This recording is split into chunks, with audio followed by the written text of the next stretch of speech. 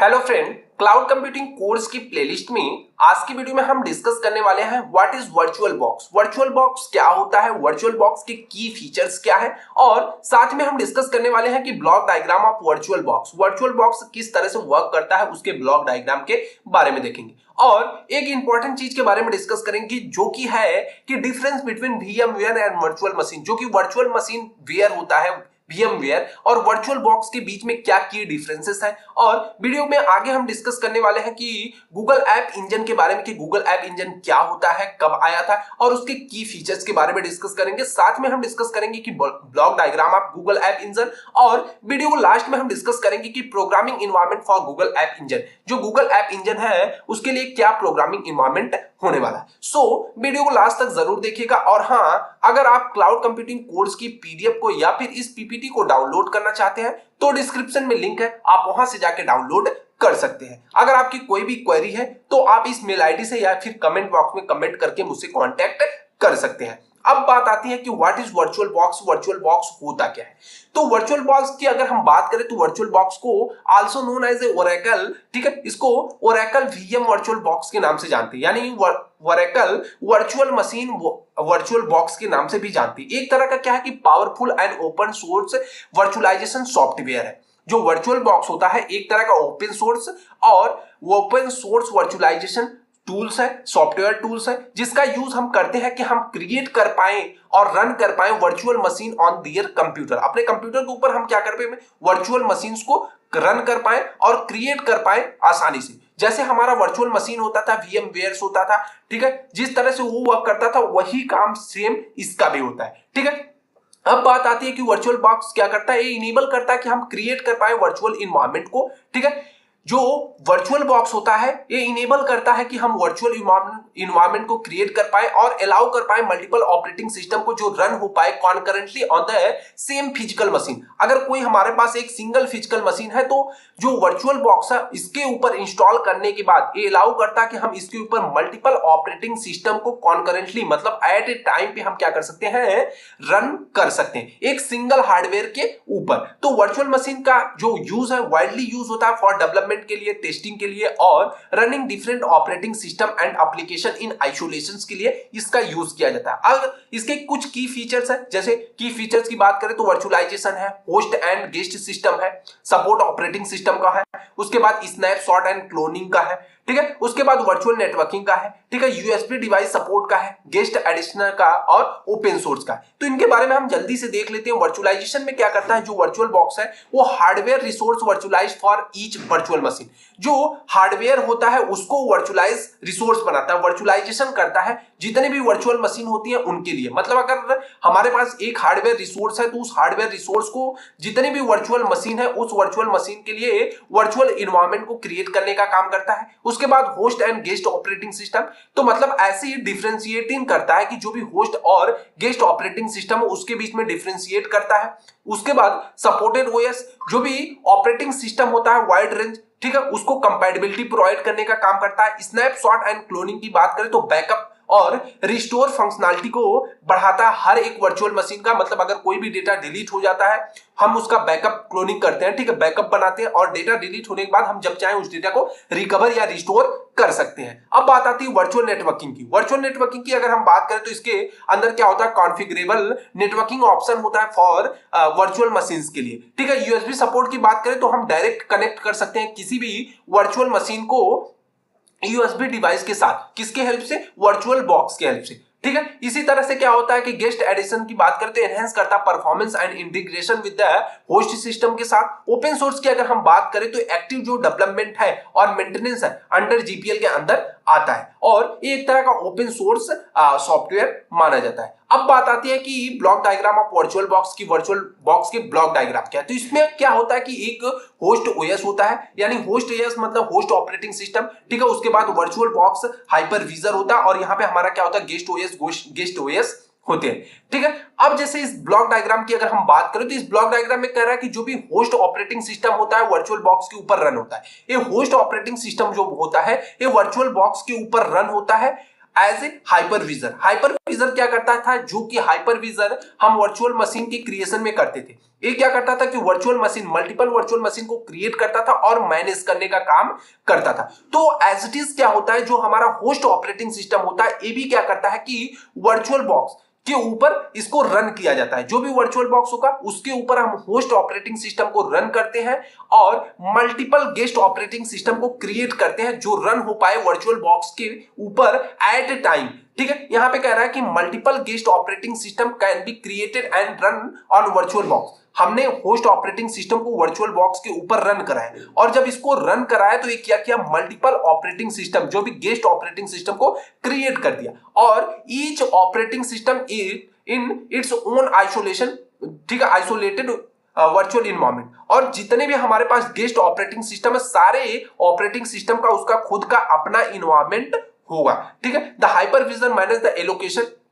जो हाइपरविजर होता है, वर्चुअल हाइपरविजर, ये क्या करेगा, मैनेज करेगा allocation of the hardware resource and the facilitate करेगा communication between the guest and host system. अब ये जो गेस्ट सिस्टम है और होस्ट सिस्टम है, इसके बीच में क्या करेगा, कम्युनिकेशन बनाने के लिए हम क्या करते हैं, हाइपरविजर ये सारी चीजों को मैनेज करेगा। जो हाइपरविजर, ये वर्चुअल बॉक्स हाइपरविजर है, ये क्या करेगा, इनके बीच में डेटा कैसे रिसोर्स प्रोवाइड करे और कम्युनिकेशन कैसे कराए, ये सारी चीजें मैनेज करता है। तो आई होप कि आपको समझ में आया होगा कि क्या होता है, इसके वर्चुअल ब्लॉक्स वर्किंग कैसे करता है। ठीक है, अब बात आती है डिफरेंशिएट, ठीक है, differences between the virtual VMware and virtual box के बीच में। अब अगर हम बात करें virtual VMware and virtual box की, तो जो VMware होता है एक वर्चुअलाइजेशन सॉफ्टवेयर होता है जो हेल्प करता है कि हम रन कर पाए multiple operating system on a single host. ठीक है, एक सिंगल होस्ट के ऊपर हम मल्टीपल ऑपरेटिंग सिस्टम को रन कर पाते हैं with the help of VMware। और जो वर्चुअल बॉक्स होता है, virtual box is an Oracle tools होता है जो प्रोवाइड करता है होस्ट बेस्ड ऑपरेटिंग सिस्टम। इसके अंदर क्या होता है, होस्ट बेस्ड ऑपरेटिंग सिस्टम होता है। जो होस्ट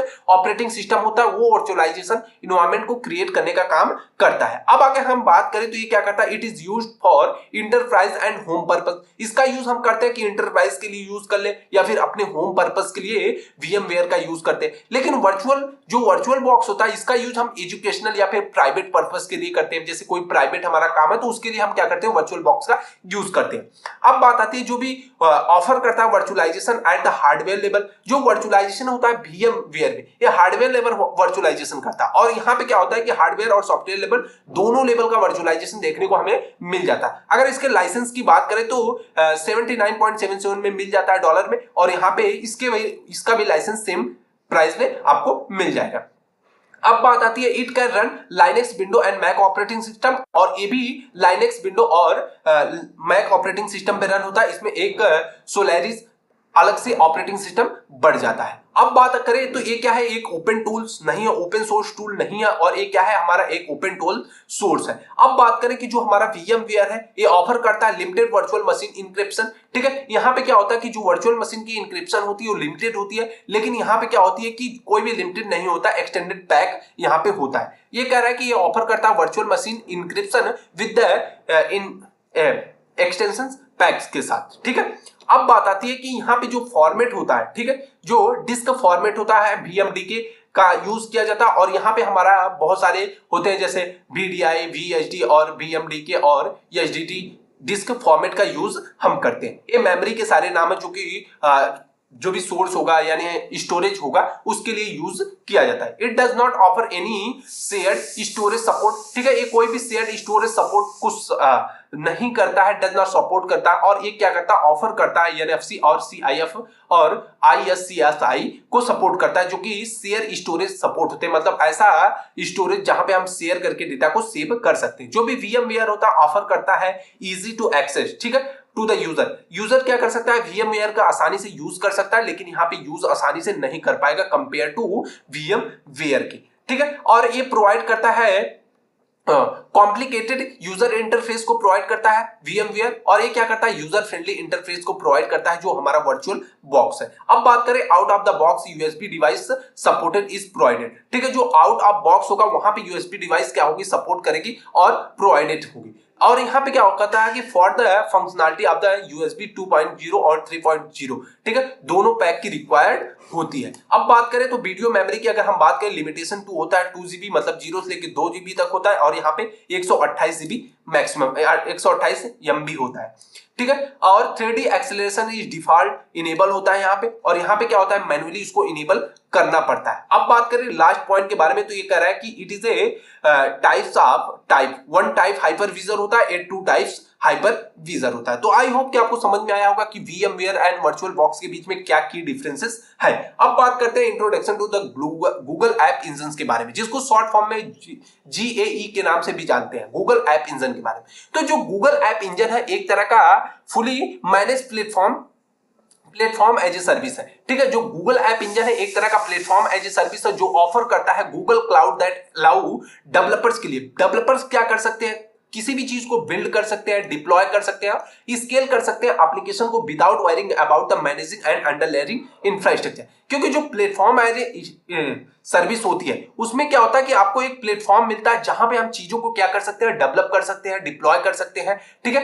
मैनेज कर सकते हैं, अपडेट कर सकते हैं, ये सारी चीजें फंक्शनलिटी आपको मिल जाती है। तो गूगल ऐप इंजन क्या होता है, फुली मैनेज होता है प्लेटफॉर्म एज ए सर्विस जो ऑफर करता है डेवलपर्स को कि डेवलपर्स क्या करें, किसी भी सॉफ्टवेयर को बिल्ड करें, डिप्लॉय करें, स्केल करें, और उसके लिए उनको कोई टेंशन की बात नहीं है कि वो कैसे मैनेज होगा अंडर लेयरिंग इंफ्रास्ट्रक्चर के ऊपर। अब बात करें जो GAE है यानी गूगल ऐप इंजन हो, abstract away much the operational complexity. अब भाई जो भी उसकी कॉम्प्लेक्सिटी उसको अबस्ट्रैक्ट हाइड करके रखता है, जो यूजर्स को दिखाने वाली चीज है बस वो वही दिखाता है, वो वर्क कैसे कर रहा है इन सारी चीजों को हाइड करके रखता है कौन, गूगल ऐप इंजन। कॉम्प्लेक्सिटी हो गया, ठीक है, ये इनेबलिंग करता है डेवलपर्स को to focus on the writing code and developing application.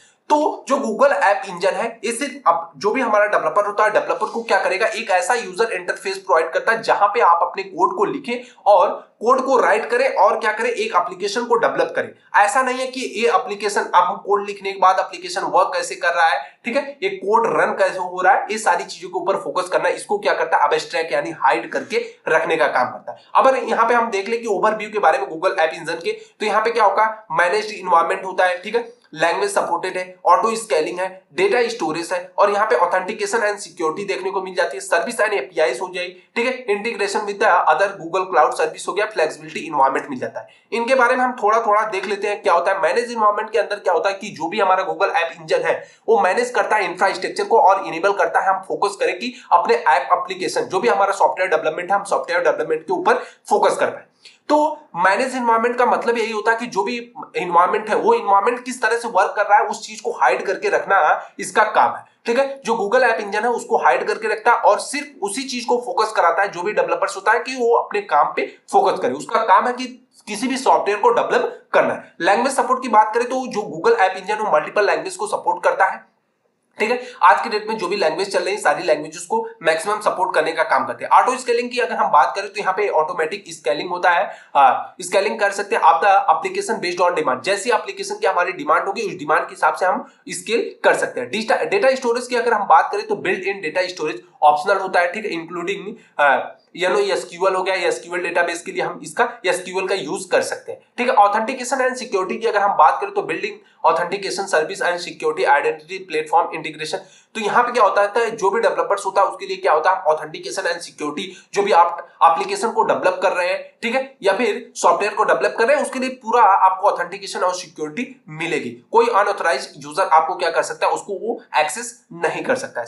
Services and APIs की बात करें तो इंटीग्रेट वेरियस क्लाउड सर्विसेज हो गया और एपीआई का यूज किया जाता है। Integration with the other cloud service की अगर हम बात करें, seamless the integration with the storage messaging and functions हो गया। फ्लेक्सिबिलिटी एनवायरनमेंट की बात करें तो option for the custom container development यहां पे आपको देखने को मिल जाता है। अब आगे हम बात कर लेते हैं कि जो भी इसका ब्लॉक डायग्राम है गूगल ऐप इंजन का वो किस तरह से वर्क करता है। जैसे यहाँ पे हमारा डेवलपर होता है, डेवलपर क्या करता है कि ये हमारा एक तरह का गूगल ऐप इंजन का इन्वायरमेंट है, ठीक है, यहां से यहां तक हमारा लेके एक गूगल ऐप इंजन का एक इन्वायरमेंट है, ठीक है। यहाँ पे गूगल ऐप इंजन होता है जो फुली मैनेज होता है, मतलब एक प्लेटफॉर्म एज ए सर्विस को प्रोवाइड करता है। यहाँ पे हमको एक स्टैंडर्ड इन्वायरमेंट देखने को मिल जाता है, फ्लेक्सिबल इन्वायरमेंट देखने को मिल जाता है, और जिसके अंदर हम क्या करते हैं, मल्टीपल प्रोग्रामिंग लैंग्वेज के हेल्प से हम क्या कर सकते हैं, अपने जो भी हमारा सॉफ्टवेयर है उसको हम डेवलप कर सकते हैं। कह रहा है कि इन ब्लॉक डायग्राम के अंदर जो इंटरेक्ट है गूगल ऐप इंजन जो बिल्ड करता है, डिप्लॉय करता है एप्लीकेशन, तो यानी गूगल ऐप इंजन ऑफर करता है two environments. First environment offer करता है कि स्टैंडर्ड इन्वायरमेंट होता है जो प्रोवाइड करता है कि हम किसी भी प्रोग्राम को रन टाइम इन्वायरमेंट पे ऑप्टिमाइज कर सके स्पेसिफिक लैंग्वेज और फ्लेक्सिबल, ठीक है। और जो हमारा फ्लेक्सिबल इन्वायरमेंट होता है वो अलाउ करता है कि रनिंग एप्लीकेशन, जो एप्लीकेशन चल रहा है उसको हम कस्टम कंटेनर प्रोवाइड कर सके। बोथ इन्वायरमेंट, ठीक है, दोनों इन्वायरमेंट क्या होता है, Google infrastructure to provide the scalable and fully manage, ठीक है, दोनों इन्वायरमेंट आपके लिए बहुत ही हेल्पफुल है क्योंकि फुली मैनेज करता है प्लेटफॉर्म एज ए सर्विस के थ्रू डेवलप एंड होस्टिंग के पर्पज से। अब बात आती है कि प्रोग्रामिंग इन्वायरमेंट की, कि जो गूगल ऐप इंजन उसके प्रोग्रामिंग इन्वायरमेंट के लिए क्या अगर बात करें तो गूगल ऐप इंजन प्रोवाइड करता है सपोर्ट मल्टीपल प्रोग्रामिंग लैंग्वेज, जो अलाउ करता है डेवलपर्स को डेवलपर चूज करे अपने प्रेफरेंस के हिसाब से। भाई आपको जो लैंग्वेज जो अच्छी लगती है या फिर आप जो लैंग्वेज में आप एक्सपर्ट है उस लैंग्वेज का आप यूज करके क्या कर सकते हैं, गूगल ऐप इंजन के अंदर अपना सॉफ्टवेयर या फिर अपना एप्लीकेशन डेवलप कर सकते हैं, बिल्ड कर सकते हैं। अगर हम बात करें लास्ट अपडेट इन सितंबर 2021 के अंदर तो सपोर्ट करता था programming language for the Google App engine including, इतनी तरह के गूगल ऐप इंजन को जो भी प्रोग्रामिंग लैंग्वेज थी उसको यूज करता था। गो हो गया, पीएचपी हो गई, रूबी हो गया, ठीक है, और यहाँ पे पाइथन हो गया, जावा हो गया, नोड जेएस। तो इन 6 तरह की प्रोग्रामिंग लैंग्वेज को सपोर्ट करता था 2021 के अंदर। अभी क्या चल रहा है, 2023 चल रहा है, तो यहाँ पे क्या हो गया, लैंग्वेज अभी कोई अपडेट नहीं आया, तो जो भी चीजें हैं तो उस समय इतनी लैंग्वेजेस का यूज करते थे हम गूगल ऐप इंजन के इन्वायरमेंट में। सो आई होप कि आपको समझ में आया होगा कि वर्चुअल बॉक्स क्या होता है, गूगल ऐप इंजन क्या होता है। तो आई होप कि आज की वीडियो में बस इतना ही आपको समझ में आई होगी चीजें। सो फ्रेंड, आज की वीडियो में बस इतना ही। अगर वीडियो पसंद आया हो तो लाइक, कमेंट और सब्सक्राइब जरूर कीजिएगा। और हाँ, अगर आप क्लाउड कंप्यूटिंग कोर्स की पीडीएफ को डाउनलोड करना चाहते हैं या फिर इस पीपीटी को डाउनलोड करना चाहते हैं तो डिस्क्रिप्शन में लिंक है, आप वहां से जाकर डाउनलोड कर सकते हैं। Thanks for watching the video. Thank you. Bye bye guys.